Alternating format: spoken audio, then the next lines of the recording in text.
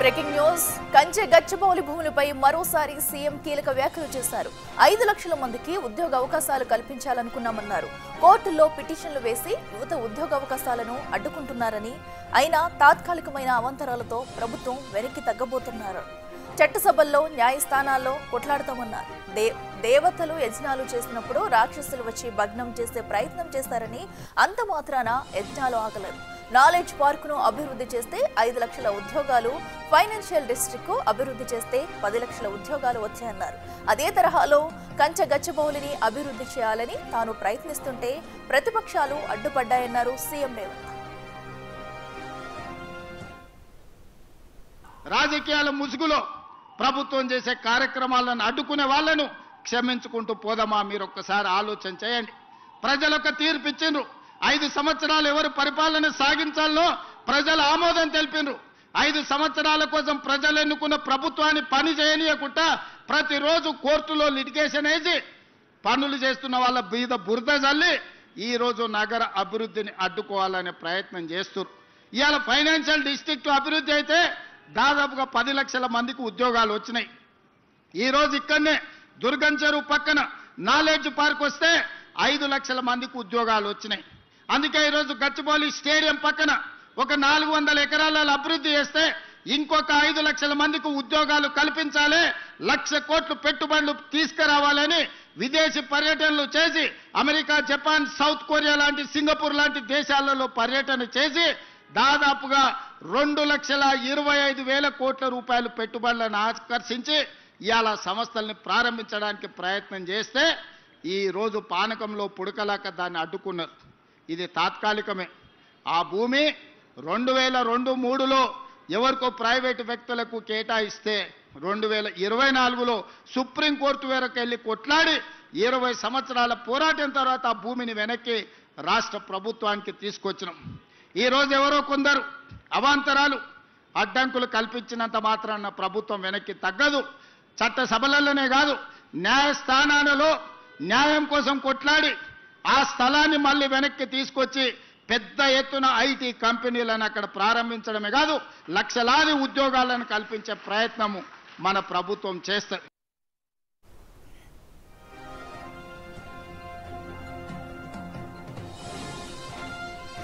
ఇదే అంశానికి సంబంధించి మరింత సమాచారం మా ప్రతినిధి వాసు లైవ్ లో అందిస్తారు. వాసు, చెప్పండి. అటు కంచె గచ్చి భూములకి సంబంధించి కూడా సీఎం రేవంత్ రెడ్డి అయితే వెనక్కి తగ్గేదే లేదు. ఎవరైనా అవంతరాలు సృష్టించినా కూడా దీన్ని అభివృద్ధి చేసి తీరుతామంటూ కూడా ఆయన అయితే కొన్ని వ్యాఖ్యలు చేశారు. వీటిని ఎలా చూడాలంటారు? దీనిపై మళ్ళీ పునఃప్రారంభించే అవకాశం ఉందనుకోవచ్చు. ఎస్ అఖిల, ఖచ్చితంగా ముఖ్యమంత్రి రేవంత్ రెడ్డి నిన్న పీజేఆర్ ఫ్లైఓవర్ ఓపెనింగ్ సందర్భంగా మాట్లాడినటువంటి కంచె గచ్చిబౌలి భూముల విషయంలో 400 ఎకరాల్లో కూడా ఐటీ అభివృద్ధి చేసి దాదాపు 5 లక్షల మందికి ఉపాధి కల్పన, ఉద్యోగాల కల్పనే లక్ష్యంగా ముందుకెళ్తుంటే కావాలని విపక్షాలు అడ్డుపడతా ఉన్నాయి. అయినా వెనక్కి తగ్గే ప్రసక్తి లేదు. చట్టసభల్లో, న్యాయస్థానాల్లో అవసరమైతే కొట్లాడి సాధిస్తామని కూడా ఆయన మరోసారి స్పష్టం చేశారు. అంటే గత కొంతకాలంగా కంచె గచ్చిబౌలి భూముల విషయం స్తబ్దంగా ఉన్నటువంటి నేపథ్యంలో సుప్రీంకోర్టు ఆదేశాలు కావచ్చు, ఇతర కొన్ని కారణాల వల్ల కూడా కంచె గచ్చిబౌలి విషయంలో స్తబ్దంగా ఉన్నటువంటి ప్రభుత్వం నిన్న ముఖ్యమంత్రి వ్యాఖ్యలతో ఎట్టి పరిస్థితుల్లో ఎన్ని అవాంతరాలు ఎడ్డైనా సరే వచ్చినా సరే కూడా అక్కడ ఖచ్చితంగా కూడా అభివృద్ధి చేర్చి తీరుతాం, అక్కడే పెద్ద ఎత్తున ఐటీ కంపెనీలు నిర్మిస్తాం. ఎందుకంటే ఇటీవల అమెరికా, సింగపూర్ లాంటి నగరాల్లో, జపాన్, దక్షిణ కొరియా లాంటి నగరాల్లో కూడా ఆ దేశాల్లో సందర్శించి దాదాపు 2,25,000 కోట్ల రూపాయలు పెట్టుబడులు ఆకర్షించి హైదరాబాద్ను అభివృద్ధి చేసే క్రమంలో నిరుద్యోగ యువతకు ఉద్యోగాలు కల్పించే లక్ష్యంగా పనిచేస్తున్న ప్రభుత్వానికి కొంతమంది కావాలనే ఉద్దేశపూర్వకంగా రాజకీయ కక్ష సాధింపు చర్యల్లో భాగంగా కూడా అడ్డుకట్ట వేస్తూ ఉన్నారు. కానీ వాటిని చూసి ఆగే ప్రసక్తే లేదనే అంశాన్ని ఆయన ప్రస్తావిస్తూ ఉన్నారు. అయితే గతంలో హైదరాబాద్ సంబంధించి నాలెడ్జ్ పార్క్తో పాటు ఫైనాన్షియల్ డిస్ట్రిక్ట్ సంబంధించినటువంటి వ్యవహారాల్లో ఏర్పాటు చేసిన నేపథ్యంలో కూడా కొన్ని లక్షల ఉద్యోగాలు, దాదాపు 5 నుంచి 10 లక్షల ఉద్యోగాల కల్పన జరిగింది. కాబట్టి కంచె గచ్చిబౌలి విషయంలో ఐటీ పార్కును ఏర్పాటు చేసి కూడా 5 లక్షల ఉద్యోగాలు కల్పించే లక్ష్యంగా ప్రభుత్వం ముందుకెళ్తా ఉంటే అడ్డుకట్ట మోకాలు అడ్డుపెట్టి కూడా అడ్డుకునే ప్రయత్నాలు విపక్షాలు చేస్తూ ఉన్నాయి. వాటిని ఎక్కడ కూడా మేము ఉపేక్షించబోమని, ఎట్టి పరిస్థితుల్లో సాధించి తీరుతామని ముఖ్యమంత్రి మరోసారి స్పష్టం చేశారు.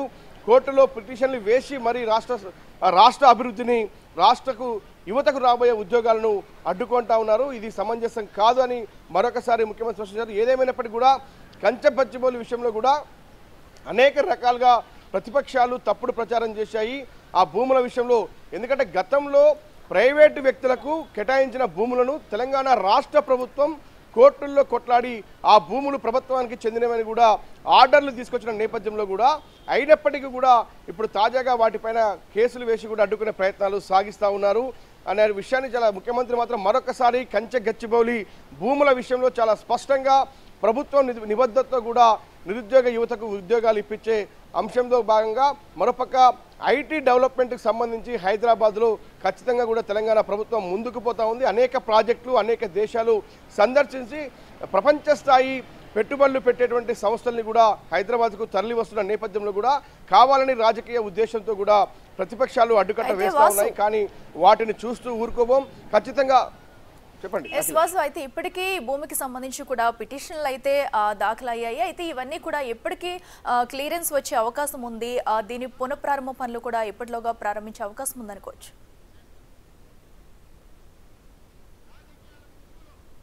పరిధిలో కొన్ని అంశాలు ఉన్నాయి. అక్కడ ఏదైతే అటవీ భూమి అని చెప్తా ఉన్నారు, మరోపక్క ఫారెస్ట్ ల్యాండ్గా చెప్తున్న నేపథ్యానికి సంబంధించి కూడా అది పర్టికులర్గా ప్రభుత్వ భూమి, అది తెలంగాణ రాష్ట్రానికి చెందిన భూమిగా ఇప్పటికే తెలంగాణ ప్రభుత్వం రికార్డులన్నీ కూడా సిద్ధం చేసిన పరిస్థితి కనిపిస్తుంది. గత రికార్డులన్నీ కూడా అది ప్రభుత్వానికి చెందిన భూమిగా చెప్తున్నప్పటికీ కూడా కొంతమంది ఉద్దేశపూర్వకంగా అక్కడ ఏదైతే అటవీ సంపద ఉంది, అటవీ ఉంది, జంతుజాలం ఉందన్న అంశానికి సంబంధించి కూడా తప్పుడు ప్రచారం చేసిన అంశానికి సంబంధించి అంటే సుప్రీంకోర్టు అయితే కొన్ని కీలక ఆదేశాలు జారీ చేసిన నేపథ్యంలో వెనక్కి తగ్గిన ప్రభుత్వం నిన్న ముఖ్యమంత్రి రేవంత్ రెడ్డి వ్యాఖ్యలతో కూడా, ఎందుకంటే పూర్తి స్థాయిలో ప్రభుత్వానికి ఒక స్పష్టత ఉంది ఈ భూముల విషయంలో, అది తెలంగాణ రాష్ట్ర ప్రభుత్వానికి చెందినటువంటి భూములుగా చాలా స్పష్టంగా ప్రభుత్వం భావిస్తూ ఉంది. కాబట్టి అక్కడ అవసరమైతే ఆయన మళ్ళీ తిరిగి ఇదే న్యాయస్థానాలని ఆశ్రయిస్తాం.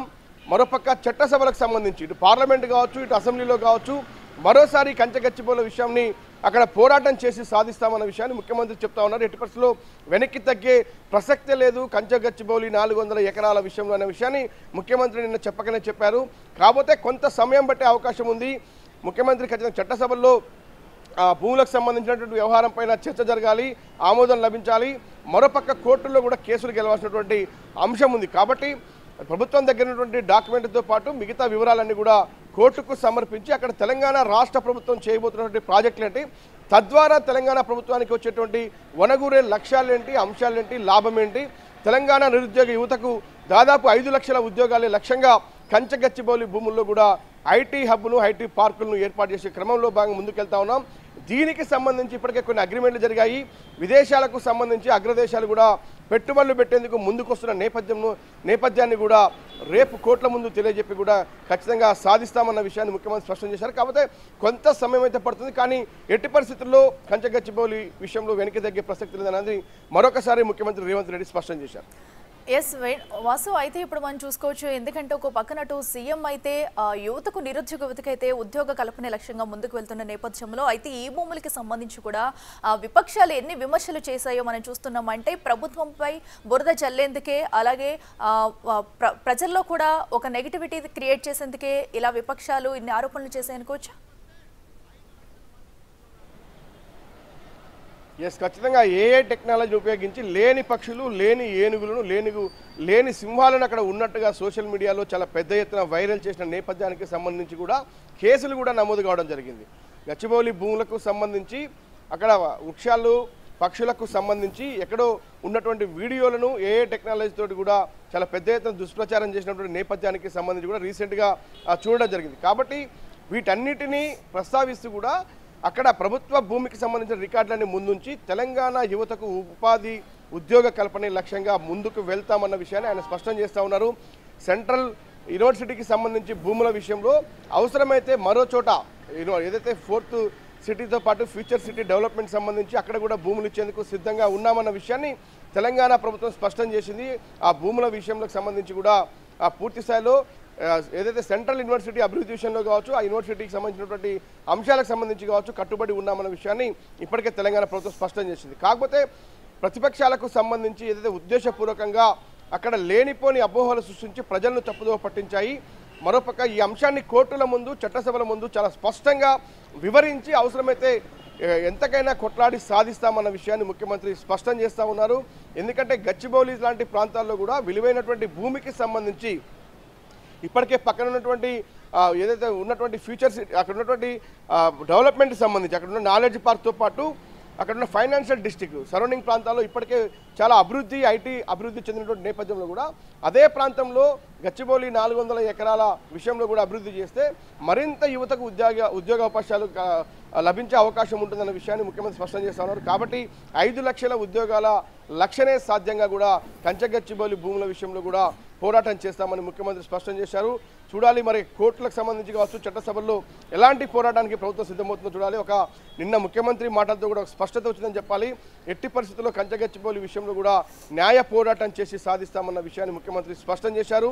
అది కూడా తెలంగాణ నిరుద్యోగ యువతకు ఉపాధి లక్ష్యాన్ని కల్పంగా ముందుకు వెళ్తామని అంటా ఉన్నారు. మరి ఎప్పటిలాగా ఇది అవుతుందో చూడాలి. ఎందుకంటే కొంత సమయం అయితే పట్టే అవకాశం చాలా స్పష్టంగా కనిపిస్తుంది. Right Vasu, thank you. So ఏదైతే అటు ఎవరిని అడ్డంకులు సృష్టించినా కూడా కంచె గచ్చిబౌలి భూములపై వెనక్కి తగ్గేదే లేదు, దీనిపై పోరాటం చేస్తామంటూ కూడా సీఎం రేవంత్ రెడ్డి మరోసారి కీలక వ్యాఖ్యలు చేశారు. అయితే ఇప్పటికే అటు నిరుద్యోగులకు ఉద్యోగ అవకాశాల లక్ష్యంగా ముందుకు వెళుతున్న తరుణంలో అభివృద్ధిని అడ్డుకునేందుకు ఇలాంటి విపక్షాలు ఇలాంటి విమర్శలు చేస్తున్నాయంటూ కూడా సీఎం రేవంత్ రెడ్డి